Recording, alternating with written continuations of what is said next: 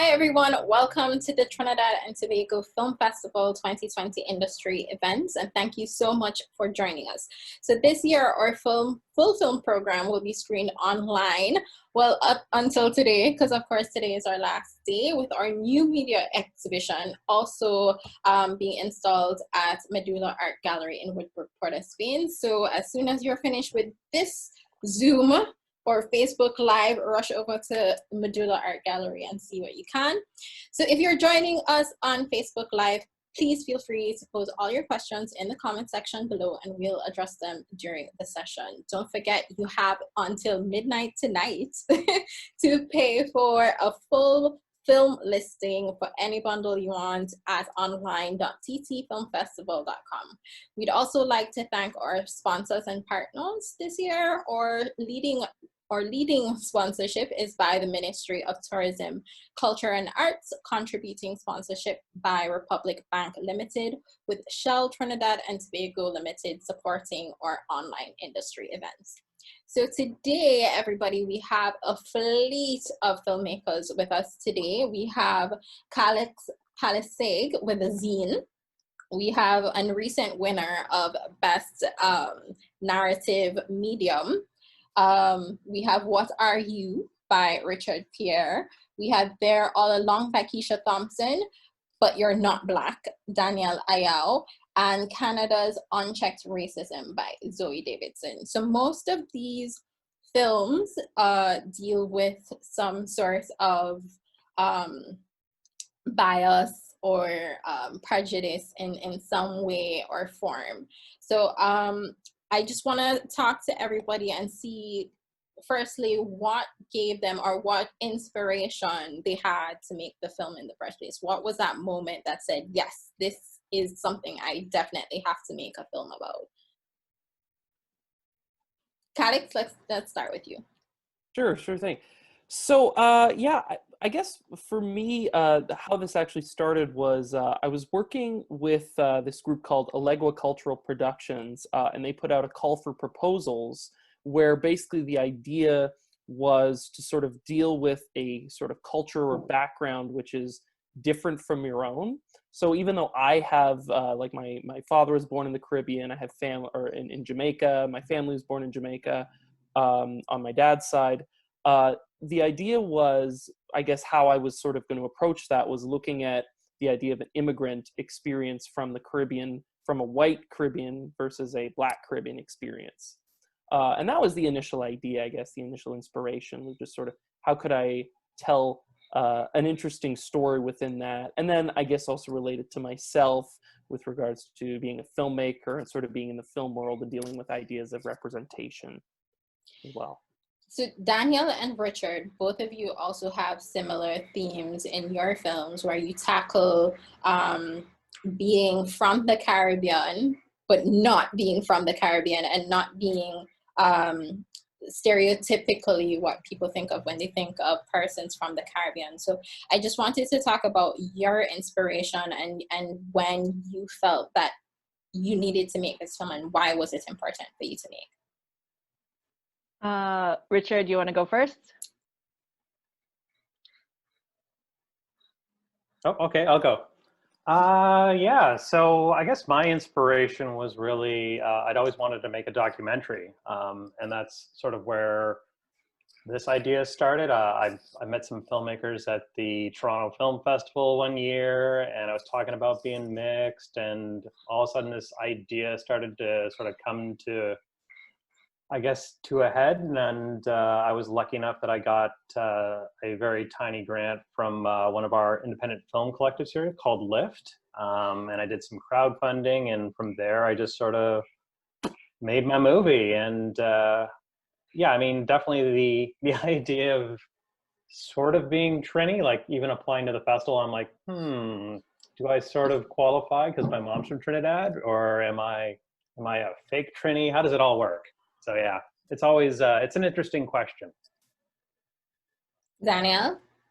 You know what? It started off as a bit of a joke because I grew up and I was telling people that I was Chinese Trinidadian, and I was getting so sick of people being like, there's Chinese people in the Caribbean, you don't look mixed, but you're not Black.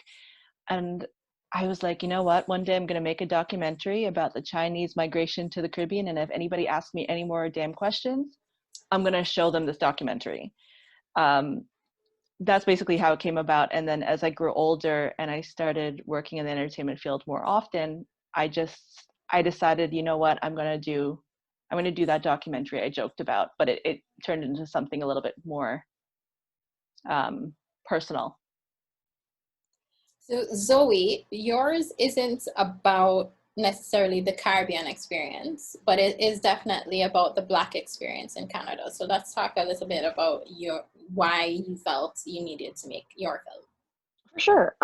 Yeah, so growing up in Toronto, being one of only a couple of Black people, you know, in a lot of spaces. It's funny, Calyx and I actually went to high school together, so he knows a lot of my story, and he was actually one of the producers on my film, but I digress. What inspired me to make the film was I went away to college in the US, then I came back to Canada for a summer to do an internship at a news agency, and just like being back after having sort of, you know, learn more about myself, learn more about the world, studied Africana studies, and looking at Toronto, I realized that a lot of the things that I experienced growing up and experienced in, you know, different layers of society was really just, you know, very subtle forms of racism. So as I was approaching my MFA thesis at Howard, I said, what better topic to make a documentary on than my experience here? All right, so Keisha, your film deals with a cross-section of prejudice, not only for Black people, but for Black women. So for Black women occupying, taking up space in the resistance in the 1970s. So let's talk about how you decided to make the film and where your inspiration came from. Yeah, so I am a academic by trade. I do a lot of research around racial identity theory and things like that. So, and I'm also Trinidadian. So I started a few years ago doing some research on what actually took place in 1970. 1970 is by and large not talked about a lot in main spaces in Trinidad and Tobago. It's not a part of the history curriculum. There are a lot of Trinidadians that are walking around not knowing what happened in 1970 and how it impacts their lives today. So I started doing some research on that, but the narrative was decidedly male. Most social movements that we see are very male. Although we know that the women are there, we know that they make great impact. That was very striking. And some of the men that I was interviewing actually pointed me to the fact that at the point where there was a state of emergency in Trinidad, the women were by and large responsible for the movement continuing. And so I didn't want to put this in a paper for other academics to read. I wanted this to be in a format for everyone to see and to understand the impact of these women on Trinidadian society and Caribbean society by and large, because 1970 had effects throughout the Caribbean for Black people. So how did you locate these women? Because a lot of them aren't, I mean, Rhoda Ruddock is obviously very well known, so is Pearl Springer. But how did you actually identify the women in these movements, and how did you get in contact with them? So one of the men, Ayagoro Ome, who was one of the student leaders in 1970, who went on to be a leader in NJAC, he pointed me towards the women. He pointed me first to Olabisi. And Olabisi has been a lifelong educator in Trinidad. So a lot of people will know her as their teacher or as someone in education. But he pointed me to her. She pointed me to Entu, as well as to some of the other people. And so people like Rhoda and Dr. McPhee, they are people who have studied this movement and understand the implications, but again, having their voices be heard in the greater society was important. What are some of the implications of the 1970s that you don't think is generally discussed? The whole culture, the whole idea around Blackness. I think there's a way that Trinidadians interact with Blackness that I think other Caribbean countries do not. I think a very pivotal moment for me, not from the film, but from before, was interviewing someone, and they telling me, you know, the types of names that people would give their children before 1970 was very different. And so when he asked me what is my name, which is Keisha, which is a very decidedly Black name, worldwide, were I born before 1970, or what did 1970 not take place, the Ayanas and the Keishas and the Aishas would not exist.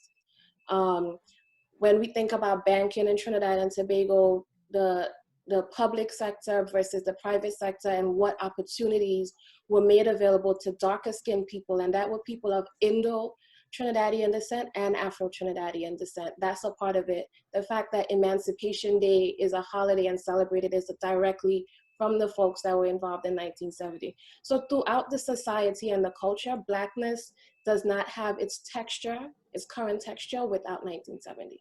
Yeah, I mean, I also believe that Trinidad is one of the first countries to celebrate Emancipation Day as well. So not just Independence Day. So one more question.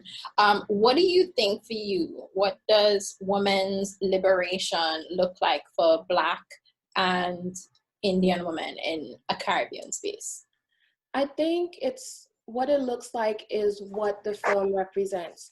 Talking to your elders and finding out the sacrifices that they made, and seeing what they went through, and understanding the grit needed for this generation to impact change.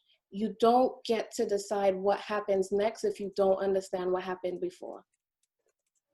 That is a very, very true. Okay, so Calyx, we'll go with you. Firstly, why Black and white?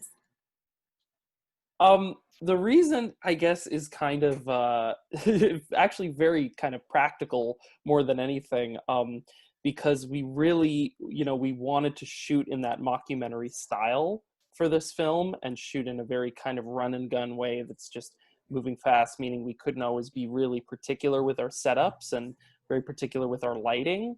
So one thing was, we knew that Black and white was gonna look good on camera. There is kind of a rule, I think, of photography, that you make something black and white and it just visually has more of an appeal to it. So that was one reason. But you know, I think also there is it suits, I think, the documentary style for one thing. But I think another reason is that thematically it's also really tied in with that, of course, that the film is about black and white, so it has that kind of thematic connection as well. Yeah. So I wanted to talk about the protagonist's relationship with his grandmother, because she is Jamaican, but your protagonist doesn't seem to have any understanding at all of what it actually, like, even just the cultural references. But what I find interesting, he's very showy with his representation of being Jamaican, but when you actually pick at it, there's not much there. So let's talk about that for a little bit. Mm-hmm. Yeah, well, I think, that was kind of almost kind of one of the big points that I'm trying to make in the movie with regards to that character, is that so that the woman in the film who's the grandmother is my actual grandmother, and she, and I think the idea is that that's kind of, I think, a big point about when you are white and you move to another culture, and you're part of sort of an immigrant family. It's a lot easier to, I think, integrate into that culture and not be, seen as much of an outsider, right? Or seen as an other or something. So it's that idea that I think that's kind of the point, is that these effects have impacted who this character is, because they kind of, he's been able to kind of not necessarily need to identify with that other culture, but idea with that baseline idea of whiteness, right? And that is something that I'm sort of trying to say in the movie, I guess, if that makes sense. I don't know if that. It does. Yeah. But I mean, there were moments in the film where he had opportunities to sort of identify, like, even if he didn't have to, there were points in the movie where he had an option to sort of even get to know the culture a little bit, and he didn't. He actually refused. And the two moments I'm talking about was his one-on-one session with the main actor and the party at the end, mm-hmm. where he had the opportunity to engage with the culture to make it a little bit more meaningful, and then he just sort of that went over my head. Yeah. Go ahead. And oh yeah, well, I mean, I guess that's kind of sort of for me that's the intent is that character is so almost stubborn in thinking that he's an expert and refusing to sort of listen and learn. Is that, you know, to me the film is kind of meant to be a cautionary tale really for people like that, who are sort of, they're only interested in the surface level, you know, they're only interested in the performative aspects of it that are going to get them attention. They're not interested in actually sitting with that culture and learning something and taking it, you know, approaching it from a place of learning, you know, and a place of growing from the experiences of others, you know, and listening really, which I think is always so crucial and so important. And so kind of what I'm trying to say with this movie is that, you know, don't be like this character, you know, and that we should learn to by example of not being like them, you know, to do that, I guess, you know, for humor too, obviously, but yeah. All right, so Danielle, your film, you are the protagonist, of course, and you fully want to, you know, kind of delve into what it means to be Chinese Trinidadian in a Canadian space, to the point where it's sometimes during the film it feels like you more identify as being Chinese Trinidadian, even though you grew up in Canada. And I think there's one moment in the film where someone says, you know, that's not your reality, that's your parents' reality. And I see that with so many of my friends who probably I have cousins who grew up in the United States and England, and they I mean, it's such a complex way to build your identity. So I wanted to talk to you a little bit about that, as well as some perceived prejudices against the Chinese community, which you sort of tackle in your film as well.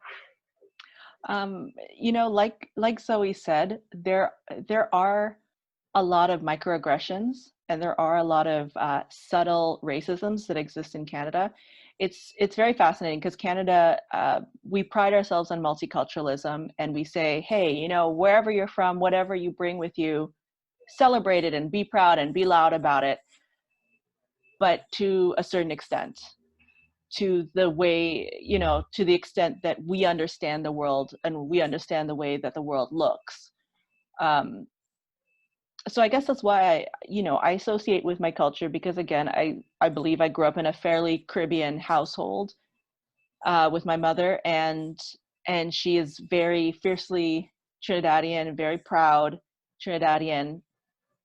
And, you know, I guess I take that with me a little bit. I take that kind of pride with me, and like everybody in Canada, you want to bring your culture to the table, and they're not always accepting of that. Do you find that there are microaggressions in the Caribbean as well, though? Oh yeah, absolutely. Because I mean, there is a scene in your film where I'm not sure if she's related to you, but you know, she was saying, you know, people are telling me to go back to China, and I'm like, well, if I should go back to China, why shouldn't you go back to Africa? I mean, we're all broad hair. So let's just talk about that in a Caribbean space as well. Definitely the people that I've spoken to, and some that are in my movie and some that didn't make it into the movie, definitely spoke about some bullying. Yeah, little microaggressions like that, and just feeling like you're not really a Trinidadian. You're an immigrant, you're a visitor, but you're never really truly assimilated. And Richard, that's also kind of the theme of your film as well. But rather, Danielle is a little more personal, and even though you are a voice in your film, you are not the voice in your film. So I also wanted to talk about how you came to make that decision. Yeah, I mean, I think that decision was mostly made because I think I'm terrible on camera and I shouldn't ever be in front of one if I can possibly avoid it. But because of the nature of the documentary being about mixed identity, I felt like it would be sort of disingenuous of me as a filmmaker to not include my voice. So that's why I'm in there, and maybe not in there in necessarily the way I could be. Like originally I thought maybe I would be more of, I don't know, I'll say the host of the documentary, so there would have been a bit more with me. I did like a DNA test, and that was going to be part of it. But yeah, I just didn't feel like it fit with the movie. And also, again, I'm not one who wants to be in front of the camera, and I hope I never have to do it again. But yeah, definitely the idea of the whole sense of like a mixed race identity and like trying to belong somewhere and finding that you don't really fit in anywhere. That's definitely something that I can resonate a lot with personally. And obviously many of my participants also had a similar mindset. So what do you think is your biggest learning? What's your biggest takeaway from even just the process of making your film for you? From the process, boy. I mean, there was a lot of it. It was my first time making a documentary, and I initially thought, oh, I'm mixed, so this will be really easy to throw together because I know everything I need to know already. And certainly because I am, you know, a nerdy filmmaker, I did a ton of research. I continue to do research, and a mixed identity is definitely complicated. So there's a lot to know about like my subject. And then in terms of like, you know, making a documentary, there's a lot to learn in terms of that whole process.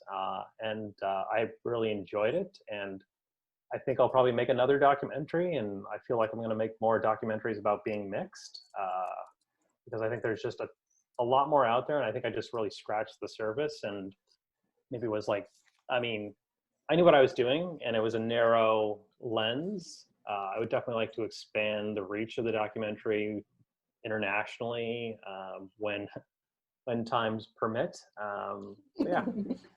One of the things that you didn't really address in your documentary that I found interesting was how mixed race people, how they approach relationships and parenthood, especially passing on cultures. And I guess that would apply for most people here.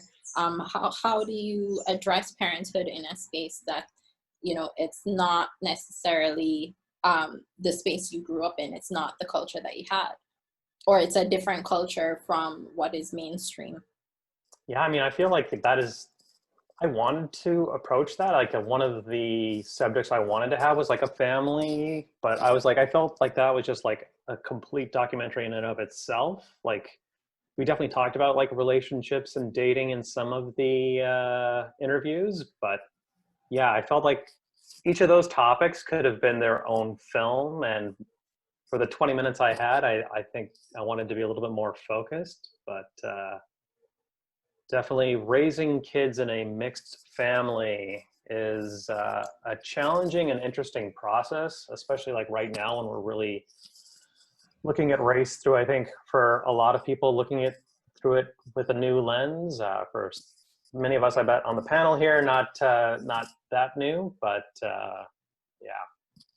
All right, so Zoe, we'll talk about your film for a little bit. The first thing I wanted to know is Kangtington Patty still open?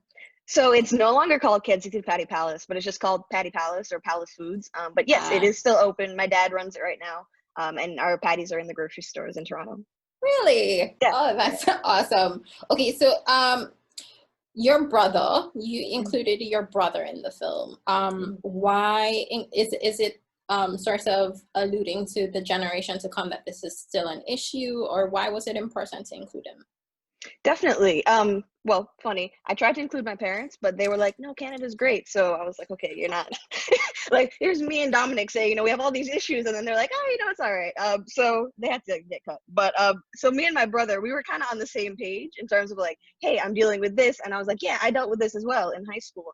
And yeah, I didn't want his generation to kind of just repeat the same thing over and over again and not progress in like a positive way. So that's why I felt like, because he had these experiences, it was great to be able to include him. And that's so interesting that you said your parents are like, Canada is great, because sometimes when things you choose to look over, or it's you have so many other things on your mind that you might not necessarily want to think about or have time or space to sort of grapple with all these other issues. So how did they interpret them trying to shut down Kensington Party Palace? I'm interested how they viewed that. I mean, I think, especially with my dad and my grandparents, like, you know, it obviously was racism, you know, bias, you know, xenophobia to an extent, you know, with new people coming to Canada in the 70s. I think obviously at that point they took it as what it was. But like looking back, they're like, you know what, it's not as bad as the US. That's kind of like the perspective. Like, it's Canada, you know, there's racism in Canada, but it's not as bad as insert other worst country here, you know, in this case, the US. So, you know, although you have to deal with these things, it's not as bad as it could be. So, you know, and I understand what they're saying to an extent, but at the same point, I'm like, you know, but it's Canada. We can be better than this. So when the comment was made to your brother about go pick cotton, how did your parents deal with that? And then how was the situation actually handled? Yeah, so they said that to him actually just a few days before we filmed. And he and the other young man were both suspended from school, which my dad was not pleased about that at all. So that, you know, I think with the comment, you know, my parents have always been, especially my dad, like, you know what, we let like things happen to us, and it's the way we choose to react to them that kind of speaks more about us than it, you know, does about the thing. Like, if we get angry about everything, we'll just spend a lot of time being angry. No sense in doing that. We need to sort of go high type of thing. So I think that's probably what he told my brother, but he was not happy about the suspension because that was completely unwarranted. Oh, wow. So, I mean, 5 great films dealing with 5 very complex topics. I really thank you guys for bringing your film to the TT Film Festival and for being with us here today. It was a really enlightening conversation, and I hope you found the same listening about other films. Thank you guys for joining the wider public. I hope you get to see many, many more films, and hopefully you can catch something at Medulla Art Gallery before tonight. And with that said, thank you and have a wonderful remaining TTFF.